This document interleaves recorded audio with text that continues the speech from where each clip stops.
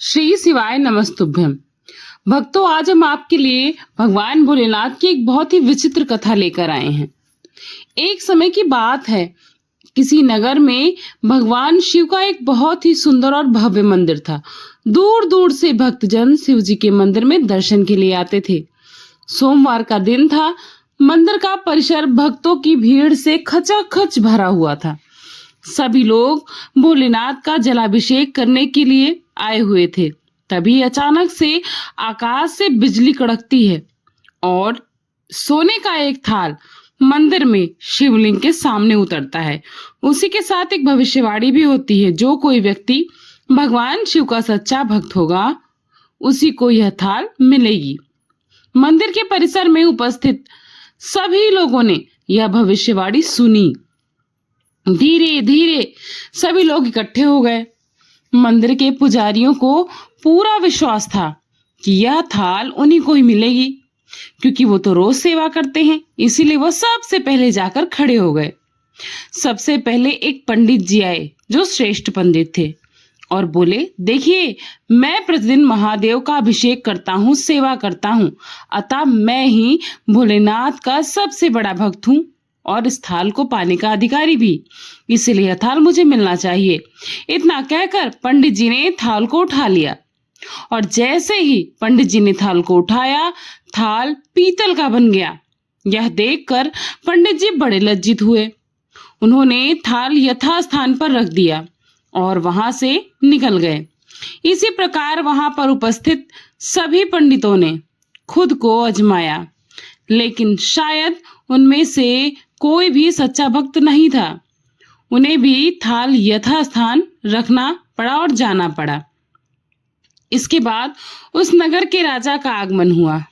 राजा साहब आगे आए और बोले, मैंने महादेव का यह भव्य मंदिर बनवाया था, इसलिए यह थाल मुझे मिलनी चाहिए और मैं सच्चा भक्त हूँ।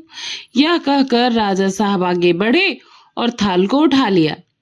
जैसे ही राजा ने थाल उठाया, थाल तांबे का बन गया।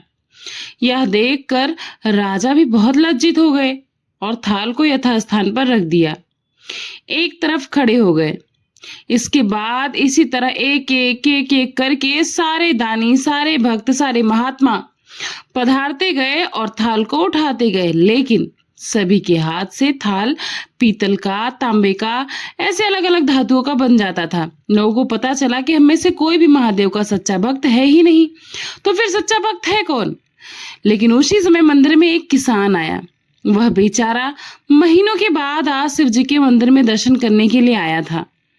गरीबी और गृहस्थी के बोझ तले दबा हुआ वह दिन रात खेतों में काम करता, मेहनत मजदूरी करता और अपना और अपने परिवार का पेट पालता था, गुजारा करता था। वो किसान अभी रास्ते में आ ही रहा था कि कोई भिखारी मिल गया और कुछ खाने को मांगने लगा। इस किसान को दया आ गई। अपने लिए उसके पास जो भी खाना था उसने उस भिखारी को दे दिया। सीधा फिर मंदिर में जाकर गया और हाथ धुलकर महादेव का पूजन करने वापस बैठ गया। और पूजन करके वापस जाने लगा, तभी मंदिर में मौजूद एक व्यक्ति बोला, भाई, तुम भी थाल को उठाकर देख ही लो, हो सकता है तुम ही सच्चे भक्त हो जिसके लिए यह थाल आया है।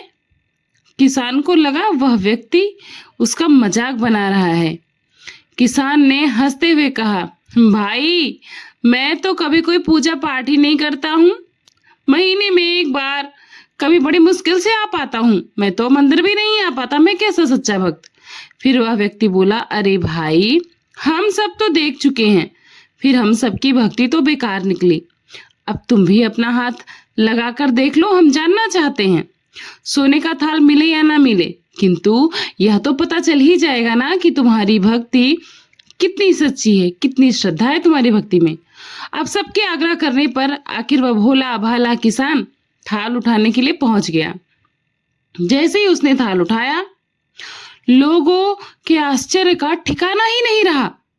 सोने की थाल रोशनी से चमचमा उठी। यह देखकर लोगों में खुशी की लहर दौड़ गई। सभी लोग भोलेनाथ की जय, भोलेनाथ की जय करने लगे और कहने लगे, अरे, तुम ही सच्चे भक्त हो, तुम ही सच्चे भक्त हो, तुम सच्चे हृदय से भक्ति करते हो। अब हमें भी बता दो कैसी भक्ति करते हो जिससे महादेव तुमसे इतने प्रसन्न हो गए हैं।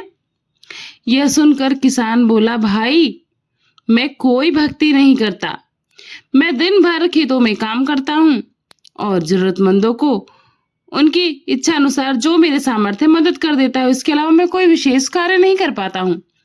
फिर लोग पूछने लगे, तुम लोगों की मदद क्यों करते हो?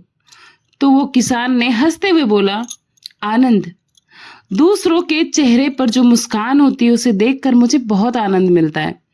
जो खुशी मिलती है ना, उसे मैं शब्दों में बयान नहीं कर सकता हूँ।